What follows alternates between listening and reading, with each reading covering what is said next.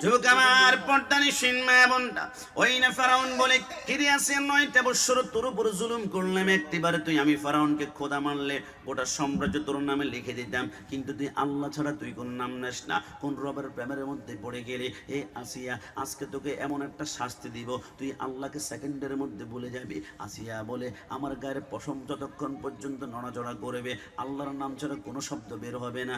আসিয়ার 2টা হাত বেঁধে ফেললো, 2টা পা বেঁধে ফেললো, চোখের মধ্যে পট্টি বেঁধে এবার মরুভূমির উত্তপ্ত বালুর মধ্যে চিৎ করে শোয়াই দিল।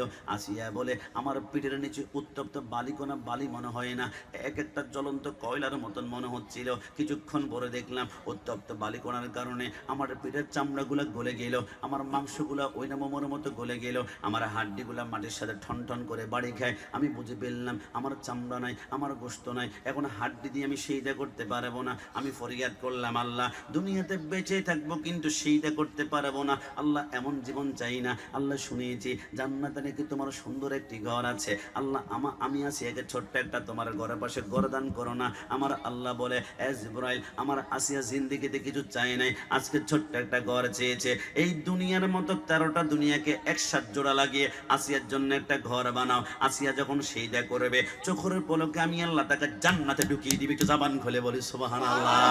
আমার পর্দানি সিনমা বোনটা, জিবরাইল বলে নবী এবার 2 নম্বর জায়গার মধ্যে কি দেখেছিলেন? আমার নবী বলে অসংখ্য মানুষের জিহ্বার মধ্যে লোহার শিকল লাগিয়ে গাছের সাথে টাঙ্গানো হচ্ছে, জিহ্বা যতক্ষণ ছিঁড়ে পড়ে না যায় অতক্ষণ পর্যন্ত রক্ত টপ টপ করে পড়ে, ক্ষমা করা হয় না। জিবরাইল এরা কারা? অন্য কেউ নয়, ফালা তাকুল্লাহুমা উফফি ওয়ালা তানহারহুমা ওয়া কুল্লাহুমা কাওলান কারীমা। যেই সন্তান আব্বা আম্মার সাথে গাদ্দারি করেছে, আব্বা আম্মার সাথে বেয়াদবি করেছে, জিহ্বার নাড়িয়ে নাড়িয়ে আব্বা আম্মার সাথে তর্ক বিতর্ক করেছে, আমি কোন আব্বা আম্মার কথা বললে আপনাদের চোখের পানি বের হবে আমি তো জানি না।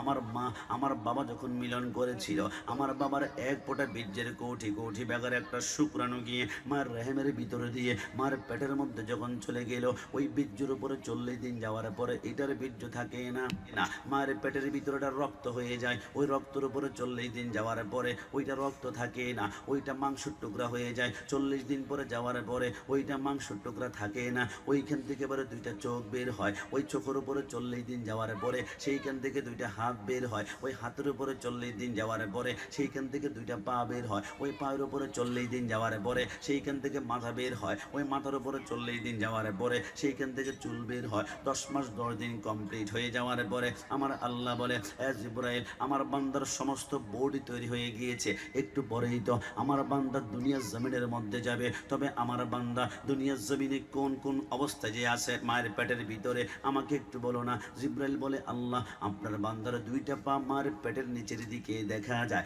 আর মাথাটা উপরের দিকে। আমার আল্লাহ বলে না না আমার বান্দার 2টা পা যদি মায়ের পেটের নিচের দিকে থাকে, চট্টগ্রাম মেডিকেলে নেওয়ার পরে কোনো নার্স কোনো ডাক্তার যদি আমার বান্দাকে মার পেট থেকে বের করার জন্য তারা 2টা পা ধরে টান মারে আমার বান্দার উল্টা দিকে 2টা হাত ভেঙে যাওয়ার সম্ভাবনা রয়েছে। আরে জিবরাইল যা আমার বান্দার কোমরের মধ্যে ধরে তারা মাথাটা তাড়াতাড়ি নিচের দিকে নামা আর পাগুলো উপরের দিকে ওঠা। জিবরাইল বলে দেরি না করে 3টা আঙ্গুল দিয়ে খপ করে ধরে বান্দার কোমরে মাথাটা যখন নিচের দিকে নামায় আর পাগুলো উপরের দিকে ওঠায়, ওই কচি কোমরে খপ করে টিপটা দেওয়ার কারণে আমি কাশিম সহ্য করতে পারি নাই, স্টেজে একজন অতিথি সহ্য করতে পারে নাই, আপনারা কেউ পারেন নাই, ওই ব্যথা সহ্য করতে না পারে আমরা প্রত্যেকে মার কলিজা বরাবর ধাম করে এত জোরে একটা লাথি মেরেছিলাম, ওই লাথি সহ্য করতে না পেরে অনেক মা সাথে সাথে মৃত্যুবরণ করে ফেলেছে, অনেক মা জ্ঞান হারিয়ে ফেলেছে, আসমানের ফেরেশতারা কান্না শুরু করে দিয়েছে। আল্লাহ মনে হয় মা সন্তান 2জন মৃত্যুবরণ করেছে। আমার আল্লাহ বলে না না সন্তান জন্ম দেওয়ার সময় মা সন্তান 2জন যদি মৃত্যুবরণ করে তামাম দুনিয়া তো মরুভূমি হয়ে যাবে। জিবরাইল মেডিকেল সায়েন্স ব্যবহার কর। আল্লাহ এটা আবার কেমন? আমার আল্লাহ বলে যে এই বাচ্চাটা কান্না করে না তার পিঠের মধ্যে 3টা আঙ্গুল দিয়ে তুমি 3বার ফুস করো, 3বার ধাক্কা মারো। জিবরাইল বলে 1বার ঘষা দে, 2বার ঘষা দে, 3বার ঘষা দেওয়ার সাথে সাথে সন্তানটা যখন ওয়া ওয়া করে কান্না করে ওঠে, যেই মাকে ইনজেকশন দিলে জ্ঞান ফেরানো যায় না, যেই মাকে ধাক্কা দিলে জ্ঞান ফেরানো যায় না, আল্লাহর কসম সন্তানের ওয়াও কান্নার আওয়াজটা মার কানে যেতে দেরি হয়, মার জ্ঞানটা ফিরতে একটা সেকেন্ড সময় লাগে না, জোরে বলেছো। দুনিয়াতে আসার পরে মার স্তন থেকে আমরা একটানা 2 বছর দুধ পান করেছি। তাফসীরে দুররে মনসুরের মধ্যে আল্লামা জালালউদ্দিন সৈয়দ রাহমাতুল্লাহ আলাইহি লেখে, তোমরা মনে করেছো হুজুর এক ফোঁটা করে আর কতটুকু করে দুধ পান করেছে, কিন্তু ইংল্যান্ডের অক্সফোর্ড বিশ্ববিদ্যালয়ের 100 জন খ্রিস্টান বৈজ্ঞানিক বলে খবরদার 2 বছর বাদ দাও, মার 1 ফোঁটা দুধ নিয়ে আমরা 1 বছর গবেষণা করলাম। 100 জন খ্রিস্টান বৈজ্ঞানিক, আমরা 1 বছর গবেষণা করার পরে মার 1 ফোঁটা দুধের ভিতরে আল্লাহর এমন একটা কুদরত দেখলাম। কুদরত দেখার সাথে সাথে কালিমা পড়ে আমরা মুসলমান হয়ে গেলাম। কি দেখেছেন? বৈজ্ঞানিকরা বলে আমরা দেখলাম মার 1 ফোঁটা দুধের ভিতরে আমার আল্লাহ দুনিয়ার 180 রকমের ফলের রস ঢুকিয়ে দিয়েছে। জোরে বলে সুবহানাল্লাহ। আরে যুবক, কোন মায়ের কথা বলছি? মা দুনিয়াতে আসার পরে মার স্তন থেকে আমরা একটানা 2 বছর দুধ পান করেছি। তাফসীরে কারকগণ বলে ওই 2 বছরের দুধগুলা যদি একটা পাল্লায় রেখে তোমরা ওজন দিয়ে দেখো, তোমরা দেখবা 2 বছরে অন্তত পক্ষে মার স্তন থেকে তোমরা 27 মণ দুধ পান করেছি। একটু জবান খুলে বলি সুবহানাল্লাহ। জিবরাইল বলো নবী বুঝতে পেরেছি।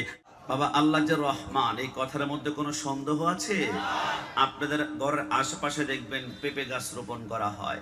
1 দিন 2 দিন পানি না দিলে, সার না দিলে, গোবর না দিলে 3 দিন পরে পেঁপে গাছ ডেট হয়ে যাবে, মৃত্যুবরণ করবে। কিন্তু গত বছর প্রোগ্রামে গিয়েছিলাম রাঙ্গামাটি, খাগড়াছড়ি, বান্দরবন, পাহাড়ের চিপায় দেখলাম পেঁপে গাছ দেখা যায়, কলা গাছ দেখা যায়, কাঁঠাল গাছ দেখা যায়, আম গাছ দেখা যায়।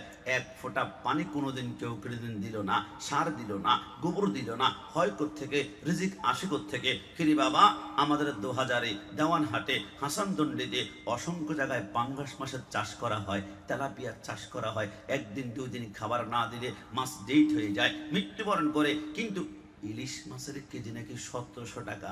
জীবনে 1 দানা পরিমাণ খানা কেউ কোনোদিন দিল না।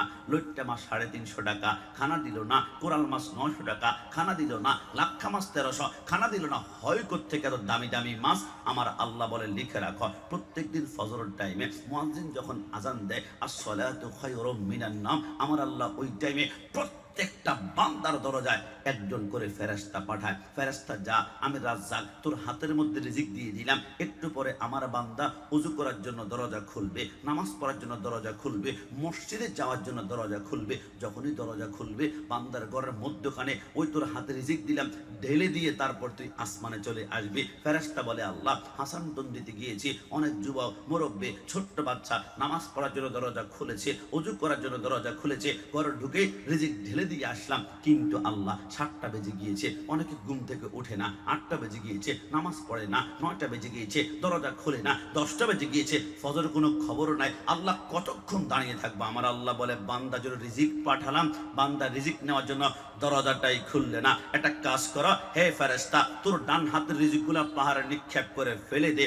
ওইখান থেকে আমার আল্লাহ আম গাছ বানায়, জাম গাছ বানায়, কাঁঠাল গাছ বানায়, পেঁপে গাছ বানায়। আমার আল্লাহ বলে, ফেরেশতা, তোর বাম হাতের রিজিকগুলা সাগরে নিক্ষেপ কর।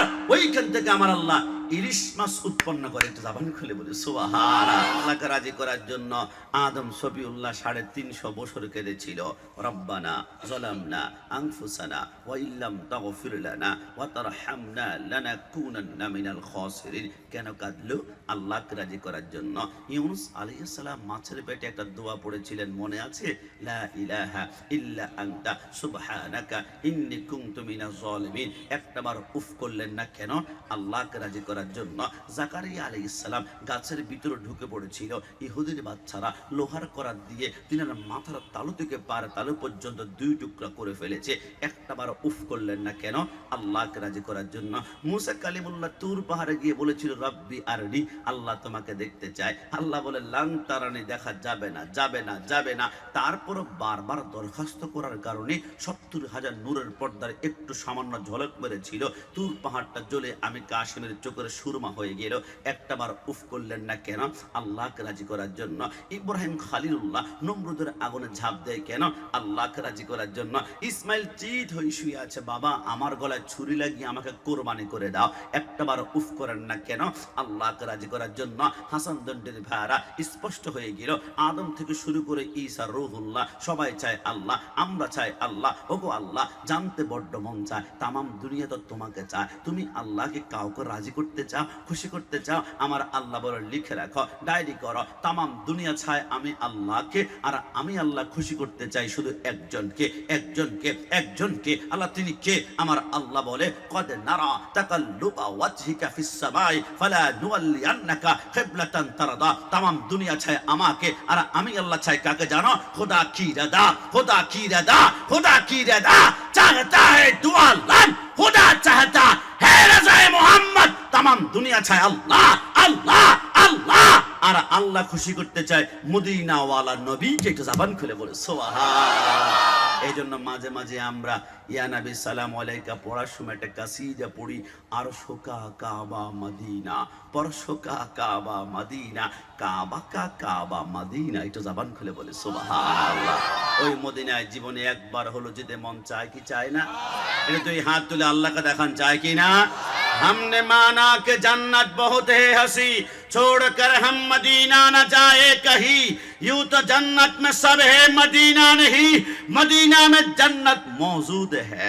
একজন আশেক বলে আমার এক পাশে যদি রাখা হয় জান্নাত, আরেক পাশে মদিনা, আমাকে যদি জিজ্ঞেস করা হয় তুমি কোথায় যাবা, আমি 1 কোটি বার বলবো আমি জান্নাতে নয়, আমি জীবনে একবার মদিনায় যেতে চাই, জীবনে একবার মদিনা। কিন্তু জান্নাতে কেন যাবি না? বলে না না, জান্নাত অনেক সুন্দর, জান্নাতুন তাজরি মিন তাহতিয়াল আনহার, সেইখানে 4টা নহর আছে, একটা দুধের নহর, একটা শরাবের নহর, একটা মধুর নহর, আর একটা হচ্ছে ইন্না আতাইনাকাল কাউসার।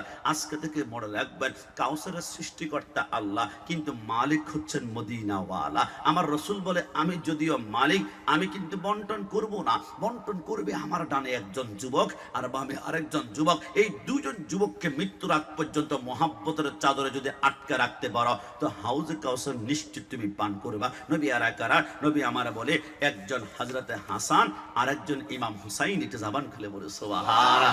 কিন্তু তুমি জান্নাতের এত সুন্দর বর্ণনা দিনা, তারপরে তুমি জান্নাতে যাবে না, ঘটনা কি? বলে না না, জান্নাত আমি তন্ন তন্ন করে খুঁজে দেখলাম, জান্নাতে মদিনা পাই না, জান্নাতে মদিনা পাই না, জান্নাতে মদিনা পাই না। কিন্তু মদিনায় গিয়ে দেখলাম একটা জায়গা আছে, মা বাইনা ওয়া বাইতি মিম্বারি রাউযাতুম মির রিয়াজিল জান্নাহ। আমি মদিনায় গিয়ে দেখলাম রিয়াজুল জান্নাহ নামক একটা জান্নাতের টুকরা ডাইরেক্ট মদিনায় আল্লাহ সেট করে দিয়েছে। তো মদিনা গেলে তো আমি জান্নাত অটোমেটিকলি পেয়ে যাচ্ছি। শুধু মদিনা কি জান্নাতের আশা যাব?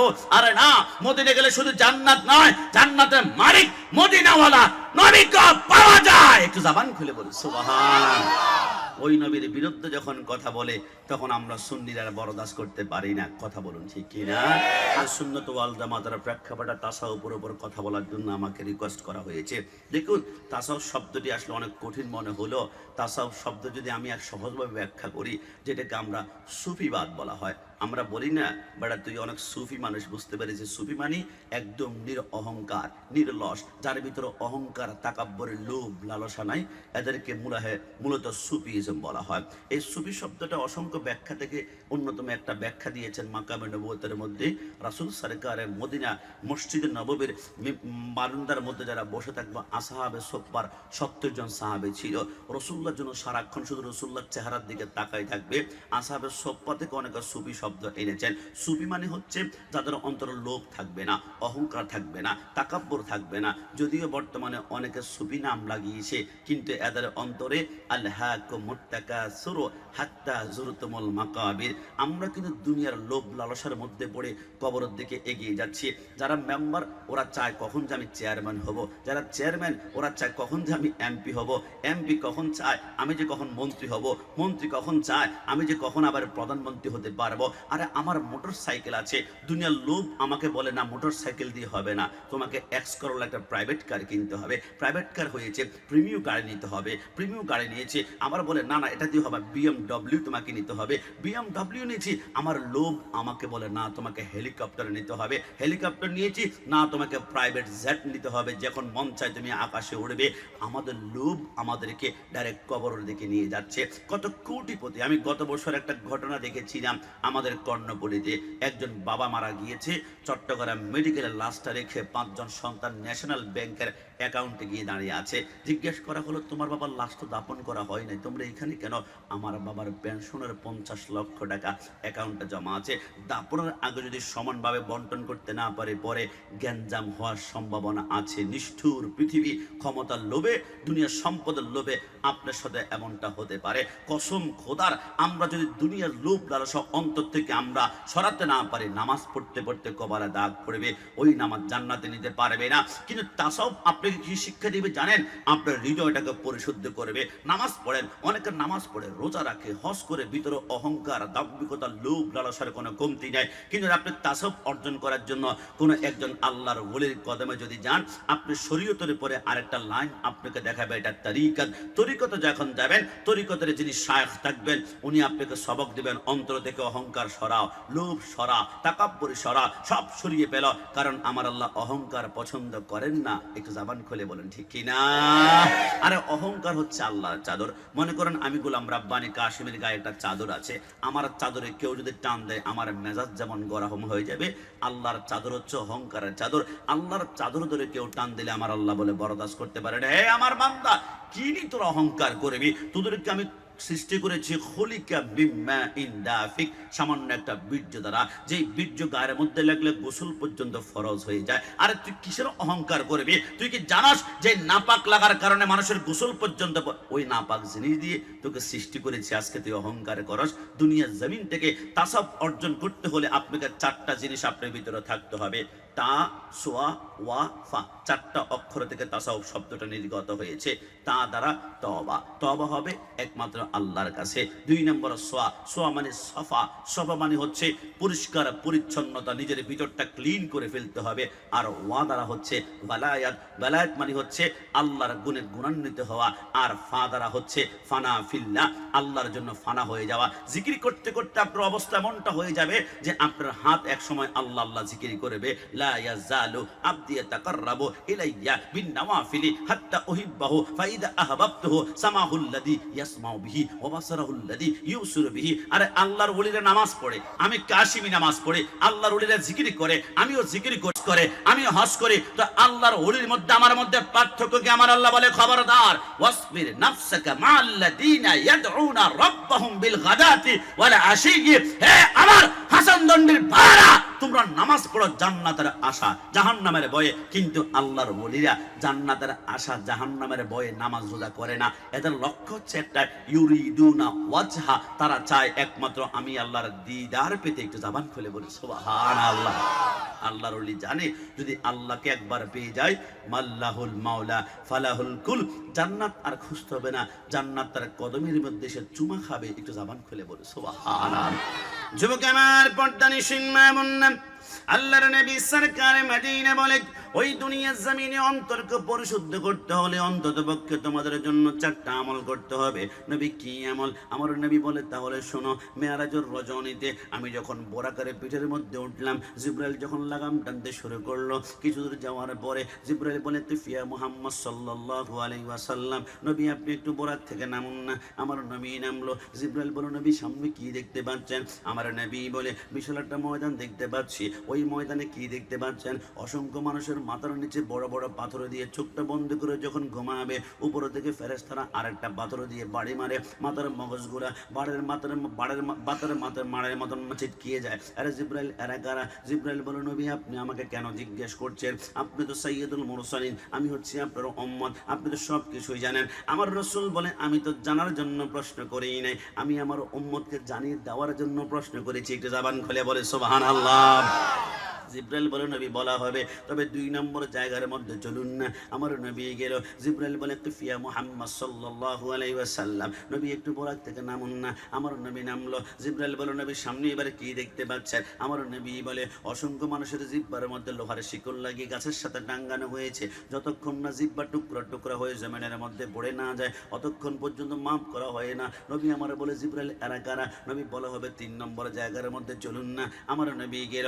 জিবরাইল বলে, নবী এবারে কি দেখতে পাচ্ছেন? নবী আমার বলে বিশাল একটা রক্তের সাগর দেখতে পাচ্ছি, ওইখানে অসংখ্য মানুষ হাবুডুবু খাচ্ছে, নিঃশ্বাস নেওয়ার জন্য যখন নাকটা বের করবে ওপর থেকে ফেরেশতারা পাথর মারে, মাথা চূর্ণ বিচূর্ণ হয়ে যায়, মগজগুলো রক্তের সাথে মিক্স হয়ে যায়। জিব্রাইল এরা কারা? নবী বলা হবে সর্বশেষ একটা জায়গার মধ্যে চলুন না। আমার নবী গেল, জিব্রাইল বলো নবী এবার কি দেখতে পাচ্ছেন? নবী আমার বলে 500 বছর রাস্তা লম্বা একটি গাছ দেখতে পারলাম। জিব্রাইল বলো নবী এবার প্রথম জায়গার মধ্যে চলুন, আপনি কি দেখেছিলেন? নবী আমার বলো অসংখ্য মানুষের মাথার নিচে বড় বড় পাথর দিয়ে যখন চোখটা বন্ধ হয়ে আছে, এদের মাথার মধ্যে পাথর দিয়ে বাড়ি মারে, মাথার মগজগুলো চূর্ণ বিচূর্ণ হয়ে যায়। এরা অন্য কেউ নয়, ওই যে ফজরের সময় মসজিদে আজান দিয়েছিল মুয়াজ্জিনে, আসসালাতু খায়রুম মিনান নাওম, ঘুম থেকে নামাজ উঠতাম, বান্দা কোনো মতে মাথার নিচ থেকে শিমুল তুলার বালিশ সরায় না, বান্দা ঘুমিয়ে আছে, আল্লাহর যে বিধান ফরজ নামাজ সে মানতেই চায় না। কিন্তু বান্দা তো জানে না কিয়ামতের ময়দানের প্রথম প্রশ্নই হবে ওয়াল্লাযীনা ইয়াবিতুনা লিরাব্বিহিম সুজদান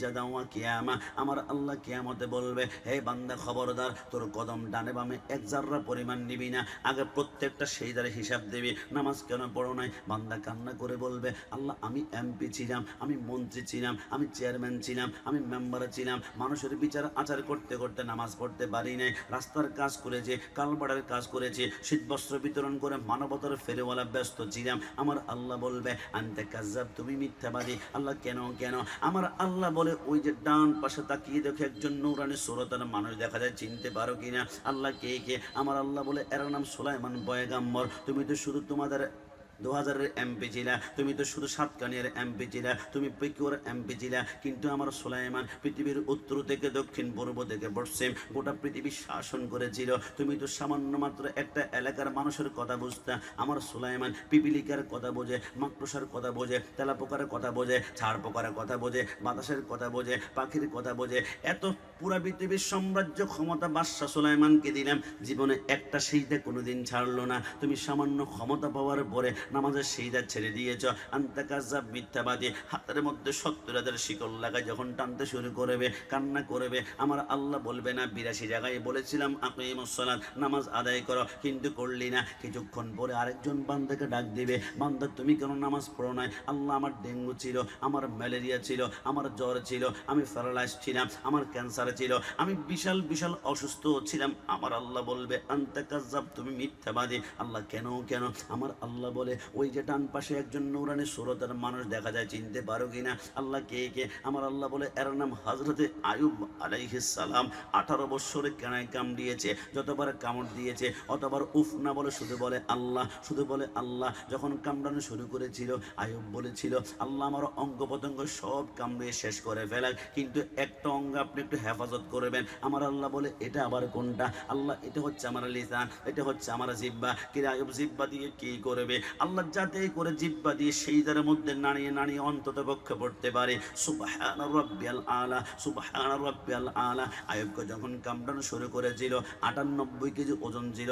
18 বছর কামড়ানোর পরে ওজনটা মাত্র 12 কেজি হয়ে গিয়েছে। বিবি রাহিমা বলে, স্বামীকে কাঁধের মধ্যে নেই কোনো ওজন, আমার কাঁধের মধ্যে অনুভব হয় না, কিন্তু আমার হযরতে আইয়ুব এক ওয়াক্ত নামাজ জীবনে কোনোদিন ছাড়ে নাই। কিছুক্ষণ পর আরেকজন নারীকে ডাক দেবে, বান্দি বান্দি তুই কেন নামাজ পড়স না? আল্লাহ দুনিয়ার জমিনে স্বামী আমার উপর জুলুম করত, স্বামী অত্যাচার করত, স্বামী আমাকে মারধর করত, বাঁচার জন্য নামাজ পড়তে পারি নাই। আমার আল্লাহ বলবে আনতা কাজ্জাব, তুমিও মিথ্যাবাদী। আল্লাহ কেন কেন? আমার আল্লাহ বলে ওই যে ডান পাশে তাকিয়ে দেখো একজন নূরানি সুরতের রমণী দেখা যায়, চিনা যায় কিনা? আল্লাহ কে কে? আমার আল্লাহ বলে এটা হচ্ছে ফেরাউনের স্ত্রী হযরতে আসিয়া। একটু জবান খুলে বলি সুবহানাল্লাহ। আমার আসিয়া যখন রুকুর মধ্যে যায় সুবহান রাব্বিয়াল আযীম বলে তলপেটটা বের হয়ে যায়, তলপেটের মধ্যে লোহার বল্লম গরম করে আসিয়ার পেটের মধ্যে খাই মারে, ওইখান থেকে রক্তের ফোঁটাগুলা বের হয়। আসিয়াকে যখন আঘাত করে আসিয়া উফ বলে না, শুধু বলে আল্লাহ। আসিয়া বলে আমায় 9 বছর পর্যন্ত জুলুম করেছিল। ফেরাউন বলে কিরে আসিয়া, কোন রবের প্রেমের মধ্যে পড়ে গেলে? 9টা বছর অত্যাচার করলে একটা বার পর্যন্ত তুই একটা বার আমাকে ফেরাউনকে খোদা মানলি না। আল্লাহ যদি আল্লাহ রেখেছিল, যদি আমাকে একটা বার ডাকতে ওরা সাম্রাজ্য তোমাকে দিয়ে ফেলতাম।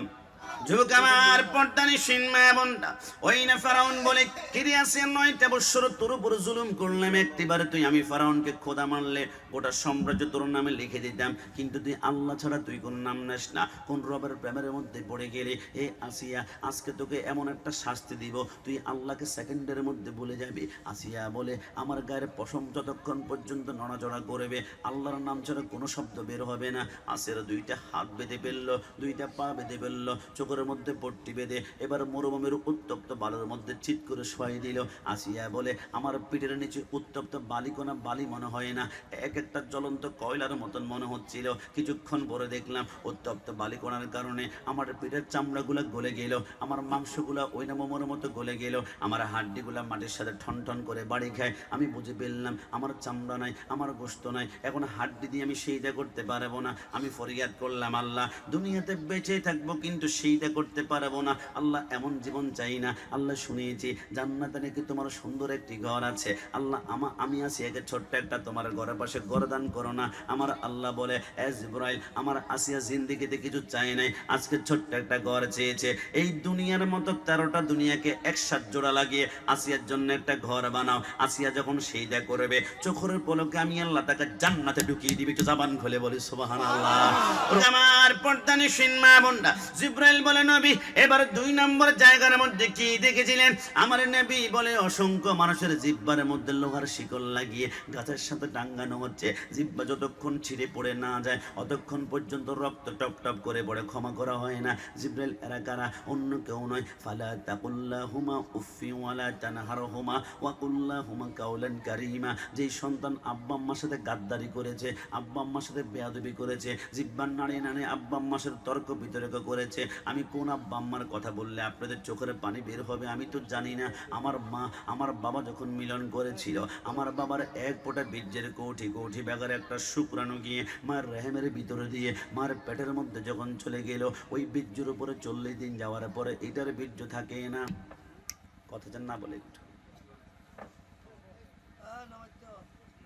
ওই বীর্যের উপরে 40 দিন যাওয়ার পরে ওইটা বীর্য থাকে না, মায়ের পেটের ভিতরটা রক্ত হয়ে যায়, ওই রক্তের উপরে 40 দিন যাওয়ার পরে ওইটা রক্ত থাকে না, ওইটা মাংসের টুকরা হয়ে যায়। 40 দিন পরে যাওয়ার পরে ওইটা মাংসের টুকরা থাকে না, ওইখান থেকে এবারে 2টা চোখ বের হয়, ওই চোখের উপরে 40 দিন যাওয়ার পরে সেইখান থেকে 2টা হাত বের হয়, ওই হাতের উপরে 40 দিন যাওয়ার পরে সেইখান থেকে 2টা পা বের হয়, ওই পায়ের উপরে 40 দিন যাওয়ার পরে সেইখান থেকে মাথা বের হয়, ওই মাথার উপরে 40 দিন যাওয়ার পরে সেইখান থেকে চুল বের হয়। 10 মাস 10 দিন কমপ্লিট হয়ে যাওয়ার পরে আমার আল্লাহ বলে এ জিবরাইল, আমার বান্দার সমস্ত বডি তৈরি হয়ে গিয়েছে, একটু পরেই তো আমার বান্দা দুনিয়ার জমিনের মধ্যে যাবে। তবে আমার বান্দা দুনিয়ার জমিনে কোন কোন অবস্থায় যে আছে মায়ের পেটের ভিতরে আমাকে একটু বলো না। জিবরাইল বলে আল্লাহ আপনার বান্দার 2টা পা মায়ের পেটের নিচের দিকে দেখা যায় আর মাথাটা উপরের দিকে। আমার আল্লাহ বলে না না, আমার বান্দার 2টা পা যদি মায়ের পেটের নিচের দিকে থাকে, চট্টগ্রাম মেডিকেলে নেওয়ার পরে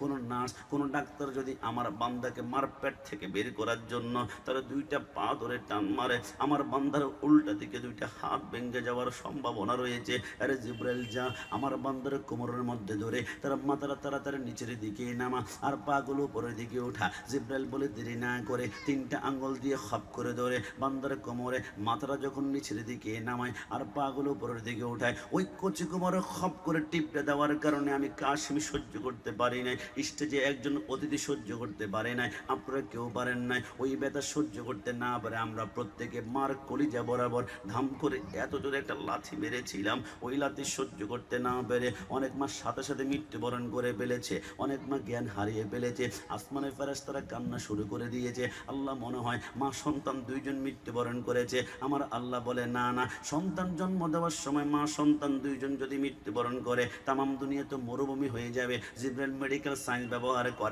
আল্লাহ এটা আবার কেমন? আমার আল্লাহ বলে যে এই বাচ্চাটা কান্না করে না, তার পিঠের মধ্যে 3টা আঙ্গুল দিয়ে তুমি 3বার ফুস করো, 3বার ধাক্কা মারো। জিবরাইল বলে 1বার ঘষা দে, 2বার ঘষা দে, 3বার ঘষা দেওয়ার সাথে সাথে সন্তানটা যখন ওয়াও ওয়াও করে কান্না করে ওঠে, যেই মাকে ইনজেকশন দিলে জ্ঞান ফেরানো যায় না, যেই মাকে ধাক্কা দিলে জ্ঞান ফেরানো যায় না, আল্লাহর কসম সন্তানের ওয়াও কান্নার আওয়াজটা মার কানে যেতে দেরি হয়, মার জ্ঞানটা ফিরতে 1 একটা সেকেন্ড সময় লাগে না, জোরে বলে দুনিয়াতে আসার পরে মার স্তন থেকে আমরা একটানা 2 বছর দুধ পান করেছি। তাফসীরে দুররে মনসুরের মধ্যে আল্লামা জালালউদ্দিন সৈয়দ রাহমাতুল্লাহ আলাইহি তোমরা মনে করেছো হুজুর এক ফোঁটা করে আর কতটুকু করে দুধ পান করেছে, কিন্তু ইংল্যান্ডের অক্সফোর্ড বিশ্ববিদ্যালয়ের 100 জন খ্রিস্টান বৈজ্ঞানিক বলে খবরদার 2 বছর বাদ দাও, মার 1 ফোঁটা দুধ নিয়ে আমরা 1 বছর গবেষণা করলাম। 100 জন খ্রিস্টান বৈজ্ঞানিক, আমরা 1 বছর গবেষণা করার পরে মার 1 ফোঁটা দুধের ভিতরে আল্লাহর এমন একটা কুদরত দেখলাম। কুদরত দেখার সাথে সাথে কালিমা পড়ে আমরা মুসলমান হয়ে গেলাম।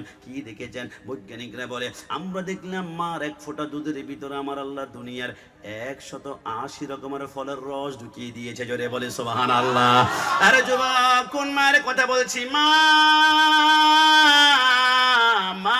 দুনিয়াতে আসার পরে মার স্তন থেকে আমরা একটানা 2 বছর দুধ পান করেছি। তাফসীরে কারকগণ বলে ওই 2 বছরের দুধগুলা যদি একটা পাল্লায় রেখে তোমরা ওজন দিয়ে দেখো, তোমরা দেখবা 2 বছরে অন্তত পক্ষে মার স্তন থেকে তোমরা 27 মণ দুধ পান করেছি। একটু জবান খুলে বলি সুবহানাল্লাহ। জিবরাইল বলল নবী বুঝতে পেরেছি। 3 নম্বর জায়গার মধ্যে গেলাম, অসংখ্য মানুষ দেখতে পারলাম, এদের রক্তের সাগরে হাবুডুবু খাচ্ছে। নিঃশ্বাস নেওয়ার জন্য যখন নাকটা বের করবে, আসমান থেকে ফেরেশতারা পাথর মারে, মাথার মগজগুলো চূর্ণ বিচূর্ণ হয়ে যায়। নবী জিবরাইল এরাকারা অন্য কেউ নয়, আর রাশি ওয়াল মুরতাশি কিলাহুমা ফিন্নার। যে ব্যক্তি দুনিয়ার জমিনে সুদ ভক্ষণ করেছিল, সুদ খায় নাই, গরিব মানুষের রক্তগুলো চুষে খেয়েছে, যে যত বেশি সুদ খেয়েছে এই গরিবের রক্ত অত বেশি চুষিয়েছে, ওর রক্তের সাগরটা অত বেশি লম্বা হবে। জিবরাইল বুঝতে পেরেছি। সর্বশেষ জায়গার মধ্যে গেলাম, একজন বিশাল গাছের নিচে নূরানি সূরাতার মানুষ দেখলাম। উনি আবার কে বলে উনি অন্য কেউ নয়, উনি হচ্ছেন মুসলমানদের আদি পিতা হযরত ইব্রাহিম খলিলুল্লাহ। একটু জবান খুলে বলে সুবহানাল্লাহ। ওনার সামনে দেখলাম কোটি কোটি নাবালক বাচ্চা বসে কোরআন তেলাওয়াত করছে। এরা কারা? অন্য কেউ নয়, এরা আমার হাসান দণ্ডের ভাইরা। কখনো কি একবার চিন্তা করেছেন অনেক সন্তান দুনিয়াতে আসার 1 ঘন্টা পরে মৃত্যুবরণ করে, অনেক সন্তান দুনিয়াতে আসার 2 ঘন্টা পরে মৃত্যুবরণ করে। আল্লাহ বুঝলাম না, যেই সন্তান দুনিয়াতে আসার 1 ঘন্টা পরে মৃত্যুবরণ করবে, একে দুনিয়াতে পাঠানোই বা দরকার কি ছিল? না পাঠালেই তো হতো। শুধু 1 ঘন্টার জন্য সন্তানটাকে দুনিয়াতে দিয়েছেন। মাকে 10 মাস 10 দিনের মধ্যে একদিনও কম কষ্ট দেন নাই। প্রত্যেক দিন মা চিৎকার করেছে, মার বুকটা টনটন করেছে, মার পেটটা বের হয়ে গিয়েছে, মার পেটে 10 ইঞ্চি জায়গা বাচ্চারা সম্পূর্ণ কভার করেছে। আল্লাহ বুঝলাম না কেন আপনি পাঠিয়েছেন? আমার আল্লাহ বলে আমি ছোট্ট বাচ্চাকে দুনিয়ার জমিনে পাঠাই, 1 ঘন্টা পরে মৃত্যুবরণ করাই। কেন জানো?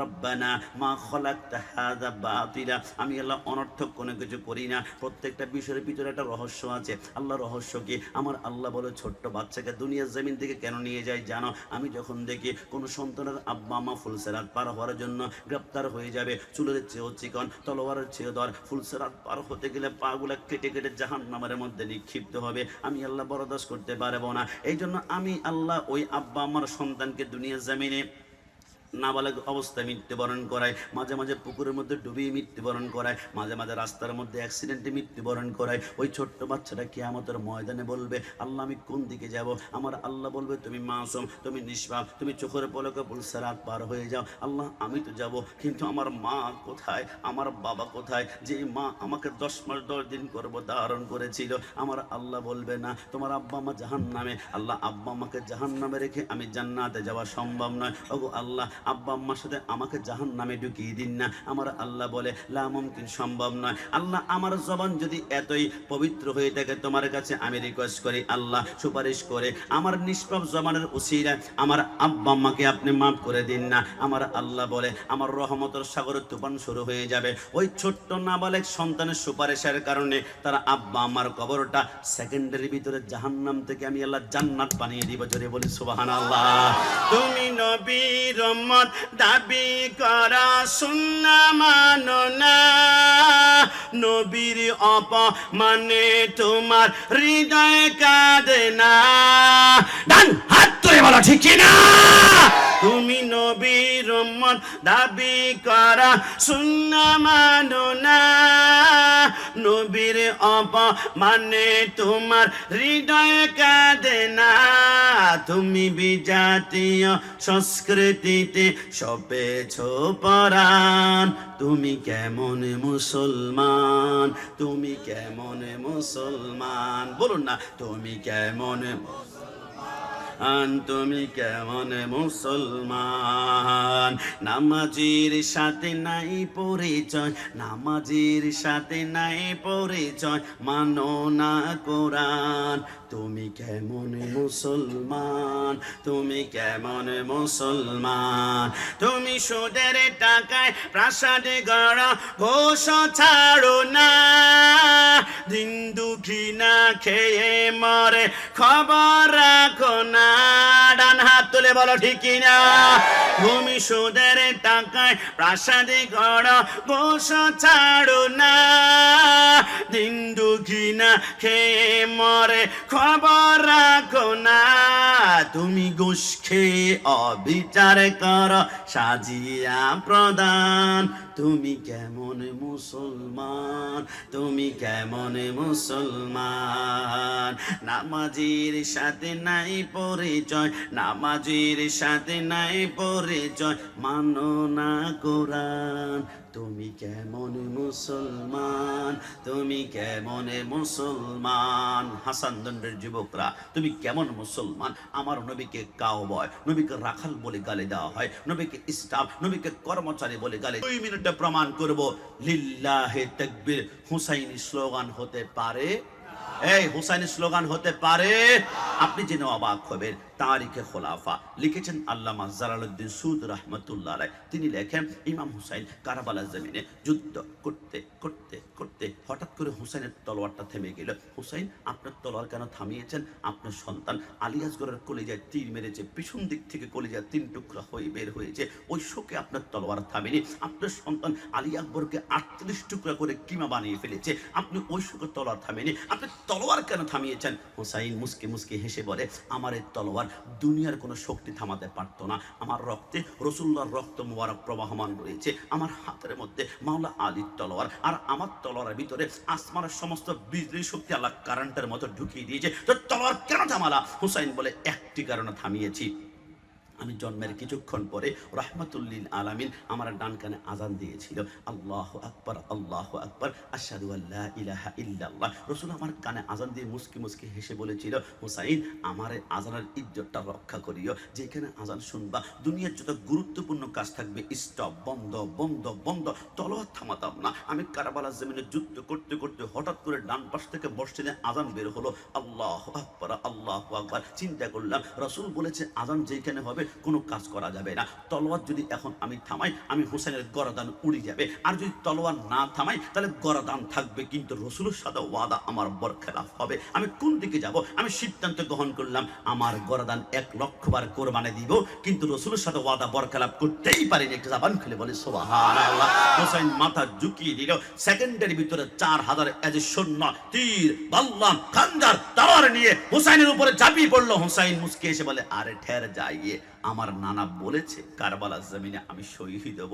ইমানদার মৃত্যুর জন্য সার্বক্ষণিক প্রস্তুত থাকে। আমার নানা বলেছে 1 ফোঁটা রক্তের বিনিময়ে 70,000 গুনাহগার উম্মত ফুলসিরাত পার করবে। তবে তোমরা যদি আমাকে শহীদ করবে, আমি তলোয়ারের নিচে একটা জিনিস চাই। আরে কি চাপ? হুসাইন তলোয়ারের নিচে একটা জিনিস চেয়েছিল, ইয়া আইয়ুহাল্লাযীনা আমানুস্তাঈনু বিস-সাবরি ওয়াস-সালাহ। আমাকে 2 রাকাত নামাজ পড়ার সুযোগ করে দাও। ইয়াজিদ বাহিনী বলে 2 রাকাত নামাজে তো পড়বে, 4000 সৈন্য ডানে বামে গান ঘুরাতে পারবে না, তীর মেরে ঝাঁঝরা করে ফেলবো। পারমিশন দেওয়া হলো। ইমাম হুসাইন প্রথম রাকাতে 2টা সিজদা কমপ্লিট করেছে, দ্বিতীয় রাকাতে একটা সিজদা দিয়ে বাকি একটা সিজদার দিকে যখন যাচ্ছিল, ইয়াজিদ বাহিনী বলে, কিরে হুসাইন তলোয়ার যেভাবে ঘুরাচ্ছে, গাজরও তো এমন ভাবে কাটে না, মুরাও তো কাটে না, বিজলির মতো তলোয়ার চমকাচ্ছে। হুসাইন যদি বাকি সিজদা দিয়ে একবার সিংহের মতো তলোয়ার নিয়ে পলট মেরে দাঁড়িয়ে যায়, তার ইমানি শক্তির কাছে একটা ইয়াজিদ বাহিনীও টিকতে পারবে না। একটা কাজ করো, হুসাইন বাকি সিজদা দেওয়ার আগে তাকে তীর মারতে শুরু করো। ইমাম হুসাইনের উপরে তীর মারতে শুরু করলো।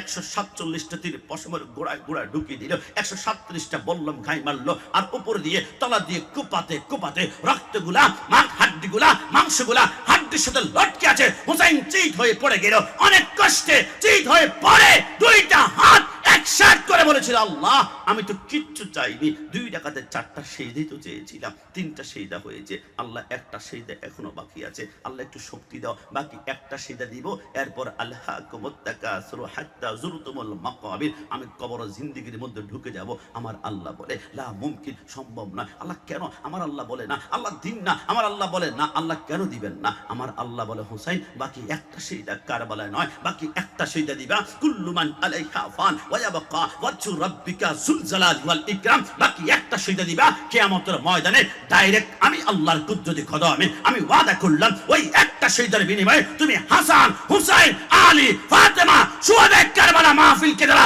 মুহাব্বত করবে প্রত্যেককে আমি আল্লাহ চোখের পলকে পুলসে রাত পার করাবো। একটু জবান খুলে বলো সুবহানাল্লাহ। হুসাইন চিত হয়ে শুয়ে আছে, বুকের মধ্যে শিমরকে দেখে হুসাইন মুসকি মুসকি আসে। শিমর বলে, কিরে হুসাইন, কুফার সবচেয়ে ধারালো অস্ত্র তলোয়ার আমার হাতের মধ্যে মুসকি আসো। হুসাইন বলে, আমার নানার কথা সত্যি হয়েছে। মানে কি? আমার নানা দুনিয়া থাকতে বলেছিল, হুসাইন তোর বুকের উপরটা ডোরা কাটা কুকুর বসে তোকে জবাই করবে। আমি ওই দিন বুঝতে পারি নাই ডোরা কাটা কুকুর যে কেন বললে, এখন তোমাকে দেখে বুঝতে পেরেছি। শিমরের গায়ের মধ্যে একটা রোগ ছিল, রোগ, চামড়ার একদিক দিয়ে সাদা একদিক দিয়ে কালো, একদিক দিয়ে সাদা একদিক দিয়ে কালো, দেখতে ডোরা কাটা কুকুরের মতো লাগছিল। এই কথা বলার সাথে সাথে শিমরে বলে, হাসি ঠাট্টা করিও না, তোমার গর্দান উড়ে যাবে। কেন কেন? তোমার গলার মধ্যে ছুরি লাগাবো। হুসাইন বলে, আমার এই গলায় 1 কোটি বার চেষ্টা করলে একটা পশম তুমি কাটতে পারবে না। কেন? বলে, আমার এই কণ্ঠনালীতে রাহমাতুল্লিল আলামিন চুমা খেয়েছে 137 বার। একটু জবান খুলে বলে সুবহানাল্লাহ। আরে কি বলো তো, কি হয়েছে? ইমাম হুসাইন বলে, খবরদার, রাসূলুল্লাহর 137 চুমার পাওয়ার তুই এখনো বুঝলি না? আরে বাদ দে, 137 রাসূলুল্লাহর একটা চুমার পাওয়ার তোকে এখন শোনাবো। ইন্না আউওয়ালা বাইতি উদিয়া লিন-নাসি আল্লাযী বিবাক্কাতা মুবারাকা, ওই কাবার পাশে 7টা চক্কর দেওয়ার পরে তোমরা দেখবে অনেকে হাজর আসওয়াদ নামে একটা পাথরকে চুমু দেওয়ার জন্য যুদ্ধের মতো লেগে যায়। অনেক মুরব্বী চুমা দিতে গিয়ে পাকিস্তানি পাঠানদের ধাক্কা জীবন পর্যন্ত চলে যায়। কিরে মুরব্বী আব্বা, সিলেটে অসংখ্য পাথর আছে, জাফলঙ্গে লাল নীল হলুদ, ওই পাথরকে চুমু দান দিয়ে একটা কালো পাথরকে তুমি কেন চুমা দিচ্ছ? হ্যাঁ হাজর আসওয়াদ, এমন কি পাওয়ার, এমন কি ক্ষমতা, এমন কি শক্তি? হাজর আসওয়াদ বলে, আমার কোনো ক্ষমতা নাই, পাওয়ার নাই, তবে যেই দিন থেকে রাহমাতুল্লিল আলামিন তার 2টা ঠোঁট লাগিয়ে আমাকে একটা চুমা দিয়েছিল, এত পাওয়ার যে আমাকে চুমা দিবে তার জিন্দেগির গুনাহগুলো চুষে চুষে তাকে নিষ্পাপ করে বলবো।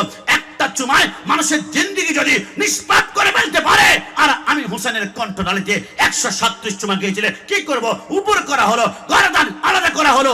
ইমাম হোসেনের মাথার চুলগুলা ছিল বাবরি চুল, বাবরি চুলের মধ্যে ধরে মাথা যখন উপরের দিকে উত্তোলন করলে, ইয়াজিদ বাহিনী আয়, সুলতানে কারবালা খতম, ইয়াজিদ বাহিনী আয়, সুলতানে কারবালা খতম, সমস্ত ইয়াজিদ বাহিনী আসলো। ইমাম হোসেনের কাটা মাথা দেখে তারা উল্লাস করতে শুরু করলো। কারবালার জমিনে একজন মাত্র বেঁচে ছিল, ইমাম জয়নুল আবেদিন। তিনি বিছানা থেকে পিঠ উঠাতে পারছেন না, অসুস্থ, না হয় বাবার আগেই তিনি কারবালার জমিনে শহীদ হতেন। ইমাম জয়নুল আবেদিন বলে, কিন্তু কারবালার জমিনে উল্লাস করে কারা? কারবালার জমিনে কোনো হিন্দু নাই, কোনো বৌদ্ধ নাই, কোনো খ্রিস্টান নাই, কারবালা তো সবাই মুসলমান। মুখের মধ্যে দাঁড়িয়ে আছে, মাথায় টুপি, গায়ে পাঞ্জাবি, এরা কোন একেবারে মুসলমান যাদেরকে নামাজের সালাম না দিলে নামাজ পর্যন্ত হয় না, যাদের জান্নাতের যুবকদের সারদার হুসাইনকে 72 জনকে শহীদ করে কারবালার জমিনে রক্তে টই টুম্বুর হয়ে আছে। আর কারা জান্নাতের যুবকদেরকে শহীদ করে এরা উল্লাস করছে। আমি মাটির মধ্যে গড়াগড়ি দিয়ে আমি তাঁবুর সামনে এসে তাঁবুটা যখন আলোক করলাম, আমি দেখলাম আমার বাবা হুসেনের কল্লাটা শিবর হাতের মধ্যে রক্তের ফোঁটাগুলো টপ টপ করে বলছে। আর ইয়াজিদ বাহিনীর রক্তের ফোঁটা দেখে ডান হাত তুলে তাকবীর দিচ্ছে, লিল্লাহে তাকবীর, লিল্লাহে তাকবীর, লিল্লাহে তাকবীর। আমি ঘন্টার পর ঘন্টা অপেক্ষা করলাম একটাবার ইয়া রাসূলুল্লাহ বলে কিনা, ইয়া রাসূলুল্লাহ বলে কিনা, কিন্তু ঘন্টার পর ঘন্টা দাঁড়িয়ে দেখলাম তারা শুধু লিল্লাহে তাকবীর, একবারও ইয়া রাসূলুল্লাহ বলে নাই। ইমাম জয়নুল আবেদিন বলে, ওই দিন থেকে মুস্কি হেসে প্রমাণ হয়ে গেল কারবালার জমিনে স্লোগান হয়ে গেল 2 ভাগ 2 প্রকার, একটা হচ্ছে হুসাইনি, একটা হচ্ছে ইয়াজিদি। হুসাইনি স্লোগান হচ্ছে নারায়ে তাকবীর, আল্লাহু আকবার, নারায়ে রিসালাত, ইয়া রাসূলুল্লাহ। আর ইয়াজিদি স্লোগান হচ্ছে লিল্লাহি তাকবীর। আর চাই যুবকদের অন্তরে দেখে নবীর নাম মুছে ফেলবে, যুবকদের অন্তরে দেখে নবীকে সরাই ফেলবে, যুবকদের অন্তরে দেখে মিলাদুন নবী জুদা করে ফেলবে। কিন্তু হাসান দণ্ডে যে হুসাইনি, হাসান হুসাইনি যুব সংঘ যতক্ষণ থাকবে, একজন হুসাইনি থাকতে ইয়া রাসূলুল্লাহ স্লোগান কোন বাপের বেটা বন্ধ করতে পারবে না। ডানা হাত তুলে বলো ঠিক কি না? কারণ এটা হচ্ছে সুন্নিদের ইমানের স্লোগান, রাসূলের মুহাব্বতের স্লোগান। গাজো মে জল যায় बेदीनों की दिल या रसूल अल्लाह की कसरत कीजिए। বাতিলকে মারার জন্য অস্ত্র লাগে না, শুধু সামনে গিয়ে একটা স্লোগান দিবা, ইয়া রাসূলুল্লাহ। বাতিল সব সহ্য করতে পারে, ইয়া রাসূলুল্লাহ স্লোগান সহ্য করতে পারে? একটু জবান খুলে বলুন, পারে। এই জন্য আপনাদের কাছে অনুরোধ থাকবে, সরকারে মদিনার মুহাব্বতের নকশা যেখানে থাকবে না ওইখানে আপনারা খেয়াল করেছেন বাংলা ভাই শাইখ আব্দুর রহমানের কথা ভুলে গিয়েছেন? ওনাদের মতো বাংলা ভাই শাইখ আব্দুর রহমানের যে পরিমাণ লম্বা দাড়ি ছিল, একজনের এত লম্বা দাঁড়িয়ে এইখানে নাই। এদের মাথা টুপি ছিল, মুখে দাঁড়ি ছিল, গায়ে পাঞ্জাবি ছিল, কিন্তু 64 জেলা বোমা হামলা কেন করেছে, রক্তাক্ত কেন করেছে, মানুষের শরীর খণ্ড বিখণ্ড কেন করেছে? কারণ এদের ভিতরে দুনিয়ার সব জ্ঞান ছিল, নলেজ ছিল, পাওয়ার ছিল, কিন্তু একটা ডিভাইস ছিল না। এটার নাম হচ্ছে ইশকে মুস্তফা, রসুলের প্রেম, রসুলের আদর্শ। কসম খোদার, যদি এদের ভিতরে রসুলের প্রেম থাকতো, মিলাদুন নবীর ইশকে থাকতো, আর ইয়া নবী সাল্লাল্লাহু আলাইহি ওয়াসাল্লামের প্রেম থাকতো, এরা মানুষকে রক্তাক্ত করতে পারে না। অনেকে বলে সুন্নিরা আন্দোলন করে, হয় না। সুন্নিরা আগুন জ্বালায় না, এরা গাড়ি ভাঙে না, এরা দাউদা করে মানুষকে কাটে না।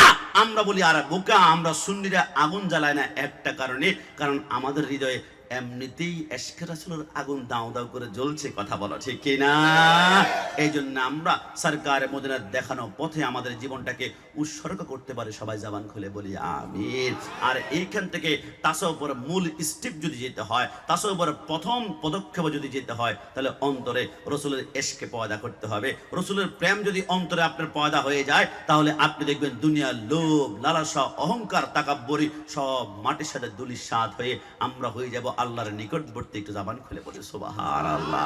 এই জন্য আজকে থেকে মনে রাখবেন, নফসকে কন্ট্রোল করতে হবে। নফস আপনাকে খারাপ কাজের দিকে আকৃষ্ট করবে। শয়তানকে যখন আমার আল্লাহ জান্নাত থেকে বের করে দিলে, ইবলিস বলল, আল্লাহ আপনি তো 1,24,000 পয়গাম্বর আছে, আপনি আপনার ধর্ম তুমি জানলে জালালো শেষ করা তো যায় না গে, তোমার গুণগান বলো আল্লাহু আল্লাহু। প্রথম হচ্ছে তওবা, 2 নম্বর হচ্ছে দুনিয়া জমিনে তাসাউফ, সুআদারা সাফ, অর্থাৎ অন্তরে একদম পরিশুদ্ধতা করতে হবে। হিংসা, অহংকার, তাকাব্বুর রাখা যাবে না। আর 2টা সর্বশেষ 3 নম্বর হচ্ছে আপনার দুনিয়া তাসাউফ, ওয়ালায়াত, এলায়াত অর্থ হচ্ছে আল্লাহর গুণে গুণান্বিত হওয়া।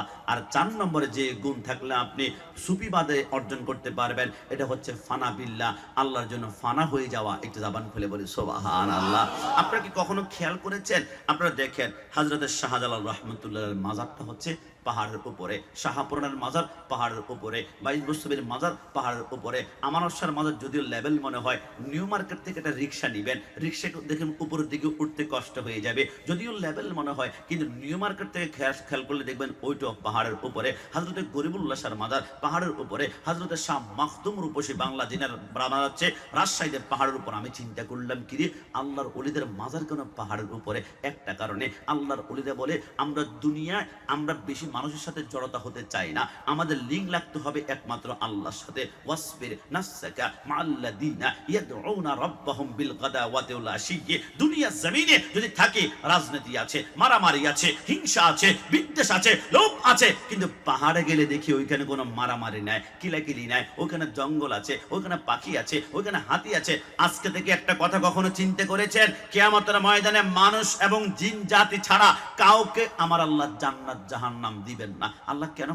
আমার আল্লাহ বলে মানুষ এবং জিন জাতি আমি আল্লাহকে ভুলে যায়, ভুলে যাওয়ার পর এরা বেঁচে যায়। আমি আল্লাহ অপেক্ষা করি, হাম তো মাইল বিকরম হে কোই সাইল হে नहीं, রাহ দেখলা কেসে রাহ আর ওয়ামনজিল হে नहीं। দুনিয়ার কারো কাছে একবার, 2 বার, 3 বার চাইলে রাগ হয়ে যায়, কিন্তু আমি আল্লাহর কাছে না চাইলে রাগ হয়ে যায়। আমি আল্লাহকে একটা বার আল্লাহ বলে ডাক দে, তোর ডাকে আমি আল্লাহ 70 বার সারা প্রদান করবে। একটু জবান খুলে বলে সুবহানাল্লাহ। আজকে থেকে লিখে রাখবেন, সৃষ্টি জগতে মানুষ এবং জিন জাতি আল্লাহকে ভুলে, আল্লাহ ক্ষমা করে, আল্লাহকে ভুলে, আল্লাহকে রব্বানা সালামনা বলে ডাকে, আল্লাহ ক্ষমা করে। কিন্তু সৃষ্টি জগতে মানুষ জিন জাতি ছাড়া অন্য কোন সৃষ্টি 1 সেকেন্ডের জন্য আল্লাহকে বলে না, আল্লাহকে বলে না, আল্লাহকে বলে না। আমার আল্লাহ বলে, কোন সৃষ্টি যদি 1 সেকেন্ডের জন্য আমাকে বলে, মানুষ জিন ছাড়া, ওই সৃষ্টিটাকে আমি আল্লাহর সাথে সাথে মৃত্যু দিয়ে ফেলি। একটু জবান খুলে বলে সুবহানাল্লাহ। সুলাইমান পয়গম্বর তিনি বসে বসে তিনি দাউদ আলাইহিস সালাম বসে বসে জাবর কিতাব তেলাওয়াত করছেন। হঠাৎ করে তিনি দেখলেন গর্তের ভিতর থেকে একটা পিপিলিকা বের হলো। হযরত দাউদ আলাইহিস সালাম বলে, আল্লাহ দরকার কি ছিল একটা পিপিলিকা সৃষ্টি করেছেন, এটার কাজ কি? হঠাৎ করে পিপিলিকার জবান খুলে গেল। বিশ্ববিখ্যাত কিতাব মুকাশাফাতুল কুলুবের মধ্যে হুজ্জাতুল ইসলাম ইমাম গাজ্জালী রাহমাতুল্লাহ আলাইহি লেখে, ওই পিপিলিকা বলে, দাউদ পয়গম্বর, তুমি মনে করেছো আমাকে অনর্থক বানিয়েছো? তুমি তো জানো না প্রত্যেকদিন ফজর থেকে মাগরিব পর্যন্ত আমি 300 বার সুবহানাল্লাহ সুবহানাল্লাহ সুবহানাল্লাহ জিকির করি, আর মাগরিব থেকে ফজর পর্যন্ত 300 বার আল্লাহুম্মা সাল্লি আলা বলে রাসূলের উপরে দরুদ শরীফ পালন করি। জোরে বলে সুবহানাল্লাহ। মানে সৃষ্টির প্রতিটা জিনিস আল্লাহকে এক সেকেন্ডের জন্য বলে না, কিন্তু আমরা মানুষ আল্লাহকে ভুলে যায়। আজকে থেকে ছোট্ট একটা কথা মনে রাখবেন, আল্লাহ আপনার উপর নারাজ কিনা আপনি কিভাবে বুঝবেন? আল্লাহ যখন আপনার উপর নারাজ হবে, আল্লাহ কিন্তু অক্সিজেন আপনার বন্ধ করবে না। আমরা দেখুন জেনা করার জন্য আমার হাসান দন্ডির ভাইরা প্রথম দরজা বন্ধ করে, দরজা বন্ধ করার পরে চিন্তা করে কেউ দেখবে, জানালা বন্ধ করে, জানালা বন্ধ করার পরে আমি জেনা করব, কেউ দেখবে। এবার সবকিছু বন্ধ করে চিন্তা করে কোনো টুকটাক ছিদ্র আছে কিনা, হাতের মধ্যে টিস্যু নিয়ে সেটা পর্যন্ত বন্ধ করে ফেলে। আমার আল্লাহ বলে, কি রে বান্দা, দরজা বন্ধ করলি, জানালা বন্ধ করলি, ছিদ্রটা বন্ধ করলি, এখন আমি আল্লাহ যদি অক্সিজেনটা বন্ধ করে দিই তুই তো লাশ হয়ে যাবি। কিন্তু আমি আল্লাহ তো রহমান, আমি মেহেরবান, তুই জিনা করবি, আমি আল্লাহ ওইখানে তোর জন্য রহমান, দরজার নিচ দিয়ে তোর জন্য অক্সিজেন আমি আল্লাহ সাপ্লাই করতে শুরু করলাম। হে বান্দা, আমি যখন তোর উপর নারাজ হব, তোর হাত ঠিক রাখবো, চোখ ঠিক রাখবো, পা ঠিক রাখবো, মাথা ঠিক রাখবো, শুধু একটা জিনিস তোর ভিতর থেকে আমি আল্লাহ উঠিয়ে নিয়ে যাব, উঠিয়ে নিয়ে যাব, উঠিয়ে নিয়ে যাব। আল্লাহ কি? আমার আল্লাহ বলে, এটা হচ্ছে ওয়াল্লাযীনা ইয়াবিতুনা লিরাব্বিহিম সুজদা ওয়া কিয়ামা, সিজদা উঠিয়ে নিয়ে যাব। যখন তোর উপর থেকে নারাজ হয়ে যাব, তখন তো সিজদা করতে বলো, দোস্ত নামাজ পড়বি না, চল, আমার লুঙ্গিতে একটু সমস্যা আছে, দোস্ত নামাজ পড়বি না, আমার প্যান্টে একটু সমস্যা আছে, দোস্ত নামাজ পড়বি না, গতকালকে রাতে গোসল করতে পারে নাই, দোস্ত নামাজ পড়বি না, আমার খেলাটা একটু বাকি আছে। যখন দেখবেন নামাজের কথা বললে বিরক্ত বিরক্ত বিরক্ত, মনে করবেন আল্লাহ আপনার উপর নারাজ, আল্লাহ আপনার উপর নারাজ। আর যখন দেখবেন সিজদার মধ্যে গেলে সুবহানা রাব্বিল আলা 3 বার বলেছি, স্বাদ মিঠে না, আর 2 বার পড়ে স্বাদ মিঠে না, আর 2 বার পড়ে স্বাদ মিঠে না, আর 2 বার পড়ে মনে করবেন আল্লাহ আপনার উপর রাজি, আপনাকে জান্নাতের পথে হাঁটাচ্ছেন। একটু জবান খুলে বলে সুবহান। মাঝে মাঝে আপনি দেখবেন আপনি 5 ওয়াক্ত নামাজ পড়েন, আপনি ব্যবসার মধ্যে বরকত পান না, কিন্তু পাশের দোকানদার 1 ওয়াক্ত নামাজ পড়ে না, ব্যবসার 2টা জায়গা 3টা, 3টা জায়গা 4টা হয়ে গিয়েছে। হুজুর আমি নামাজ পড়ি, শুধু আমার অসুস্থ অসুস্থ অসুস্থ, পাশের ঘরের যুবক 1 ওয়াক্ত নামাজ পড়ে না, 5 বছরে একটা বার জ্বর হতে দেখলাম না, অসুখ হতে দেখলাম না। হুজুর বুঝলাম না, আমি নামাজ পড়ি, আমার বাচ্চা শুধু অসুস্থ, কিন্তু পাশের ঘরের মহিলা 1 ওয়াক্ত নামাজ পড়ে না, কোনো অসুস্থ হয় না। ঘটনা কি? আমি আল্লাহকে ডাকি, আল্লাহ আমাকে সেভ করবে, কিন্তু অসুস্থ বেশি আমি। আমার আল্লাহ বলে, খবরদার, ওয়ালা নাবলুওয়ান্নাকুম বিশাইইম মিনাল খাউফ ওয়াল জু'ফ ওয়া নাকসিম মিনাল আমওয়ালি ওয়াল আনফুসি ওয়াস সামারাত। আমি যখন কোন বান্দাকে বেশি পছন্দ করতে শুরু করি, তখন তাকে বারবার পরীক্ষা করি, দেখি বান্দা আমার কথা মনে রাখে কিনা, আমাকে স্মরণ করে কিনা। বান্দাকে এমনি বান্দা স্মরণ করে না, বান্দাকে আমি জ্বর দেই, বান্দা বলে আল্লাহ আমার জ্বর, আল্লাহ আমার জ্বর। বান্দাকে কাশি দে, বান্দা বলে আল্লাহ আল্লাহ। বান্দাকে টাইফয়েড দে, বান্দা বলে আল্লাহ আল্লাহ। বান্দাকে ক্যান্সার দে, বান্দা বলে আল্লাহ। যতবার বান্দাকে অসুস্থ হয়ে বান্দা শুধু আমি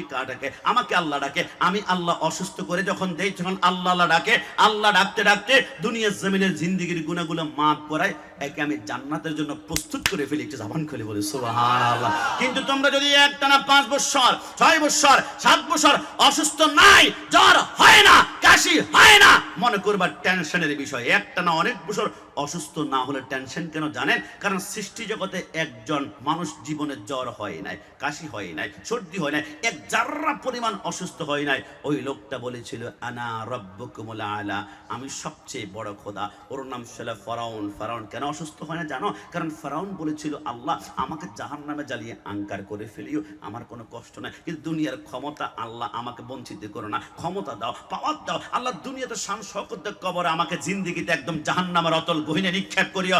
আমার আল্লাহ বলে, ওই ফেরাউন যদি নিচ থেকে জাহান্নাম চেয়ে নিয়েছে, জাহান্নামে জ্বালাই ফেলবো, দুনিয়াতে একটা আরাম আয়েশ দিলাম আর কি। আর মুমিন ব্যক্তির জন্য দুনিয়াটা জেলখানা বানিয়ে রেখেছি। যখনই সে জান্নাতে যাবে, আমি আল্লাহ মুমিন ব্যক্তিকে প্রথম খাওয়াবো মাছ মাছের কলিজা, একটু জবান খুলে বলি সুবহানাল্লাহ। আমি এক সপ্তাহ পূর্বে অনেক রিসার্চ করলাম, কিরে জান্নাতি ব্যক্তিদেরকে প্রথম মাছের কলিজা খাবে। মাছের কলিজা কেন? গরুর কলিজা হতে পারতো, মহিষের কলিজা হতে পারতো, হরিণের কলিজা হতে পারতে, বা অন্য কিছুর কলিজা। মাছের কলিজা একটা কারণে, ইব্রাহিম আলাইহিস সালাম যখন নমরুদকে বারবার দাওয়াত দিচ্ছিল, আমাদের খোদা ইব্রাহিমের কথা শুনে নমরুদ বলে, তোর খোদাকে আজকে আমি মেরে ফেলবো, নাউজুবিল্লাহ। বিশাল একটা সিংহাসন বানিয়ে চার কোণা চারটা ফিলার করলো, বড় বড় মাংসের টুকরা ফিলার আগার মধ্যে, এবং মাংসের টুকরা থেকে 50 হাত নিচে 5টা বাজ পাখি বেঁধে দিল। বাজ পাখি যখন গোশত খাওয়ার জন্য ডানা মেলে সিংহাসন উপরের দিকে উঠতে শুরু করে, 6 মাস ওঠার পরে নমরুদ বলে, আমি মনে হয় আসমানের কাছাকাছি এসেছি। দুনিয়ার সবচেয়ে দ্রুততম রকেট দিয়ে যদি 500 বছর অতিক্রম করে, আসমানের 1 লক্ষ ভাগের 1 ভাগও কেউ যেতে পারবে না, যদি বলে সুবহানাল্লাহ। নমরুদ বলে, মানে কাছাকাছি মনে হয়, টিকটা কোমর থেকে বের করবে, আসমানে মারবে। আমার আল্লাহ বলে, কিরে জিবরাইল, এখন যদি নিঃশ্বাসটা বন্ধ করে 2 মিনিটে নমরুদ শেষ হয়ে যাবে। শেষ বয়সে ল্যাংড়া মশার কামড়ে আমি আল্লাহ তাকে মেরেছিলাম। তবে নমরুদ যদি তীর নিক্ষেপ করবে, তীর নিক্ষেপ করার পরে সে যদি তীর আগার মধ্যে রক্ত দেখতে না পায়, এত পরিশ্রম করেছে আমার বান্দা, আমি তো অপেক্ষা করি একটাবার যদি আল্লাহ বলে ডাক দেয়, জিন্দেগির গুনাহগুলো মাফ করে দিব। না না, একটা কাজ করে জিবরাইল, নমরুদ যখন তীর মারবে রক্ত লাগাতে হবে। কিসের রক্ত? কিসের রক্ত? মুকাশাফাতুল কুলুবের মধ্যে আমার আল্লাহ বলে, জিবরাইল, প্রথম আসমানটা বানিয়েছি মাউজুন মাহফুবুন, সাদা কাজ দ্বারা। ওই সাগর, ওই প্রথম আসমানের উপরে একটা রহমতের সাগর আছে। ওই রহমতের সাগরের পানি হচ্ছে নীল কালার। আসমানটা পরিষ্কার হলে এই জন্য নীল নীল মনে হয়। জিবরাইল, একটা কাজ করো, প্রথম আসমানে অসংখ্য মাছ আছে, ওইখান থেকে একটা মাছ তুমি ধরো। নমরুদ যখন তীর মারবে, তীরটা মাছের কলিজা বরাবর সেট করবা। নমরুদ তীর রাখার মধ্যে যখন রক্ত দেখবে, নমরুদ মনে করবে, মনে হয় আল্লাহকে মেরে এসেছি। শেষবারও যদি আমি আল্লাহকে জীবনের শেষ মুহূর্তে আল্লাহ বলে ডাকতে, আমি মাফ করে দিব। নমরুদ যখন তীর মারবে, মাছের জবান খুলে গেল, আল্লাহ আপনি, আমি মাছের কলিজার রক্ত কেন আপনি নমরুদের তীর আগার মধ্যে লাগাবেন? আল্লাহ কেন?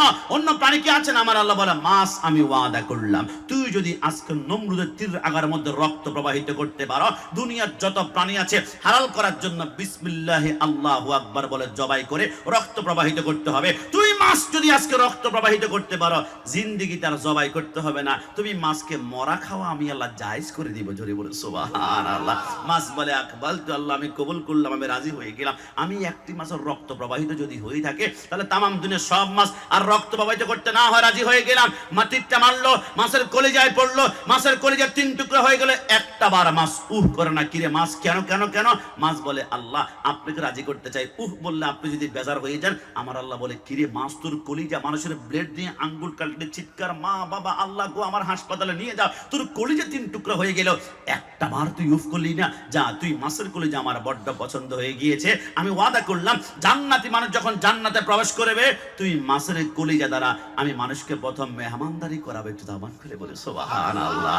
আর মাছের কলিজা খাওয়ার পরে আমরা 50 কদম হাঁটার পরে জান্নাতে একটা মার্কেট দেখতে পারবো। মুসলিম শরীফের মধ্যে লেখে, ওই মার্কেটে সবজি পাওয়া যাবে না, টমেটো গাজর পাওয়া যাবে না, ড্রেস পাওয়া যাবে না। ওই জান্নাতের মার্কেটে শুধু পিকচার, ছবি ছবি ছবি থাকবে।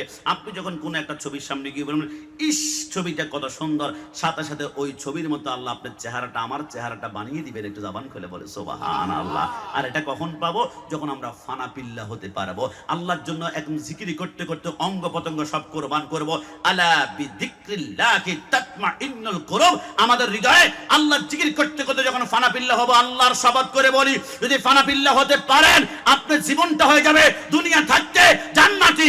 আপনার সাথে যে লাগবে এক জামানা সুহবতে বা আউলিয়া, একবার শরীরের সাথে লাগবে, এটা 100 বছরের চাইতে আর দামি সম্পর্ক হয়ে যাবে। একটু জবান খুলে বলে সুবহানাল্লাহ।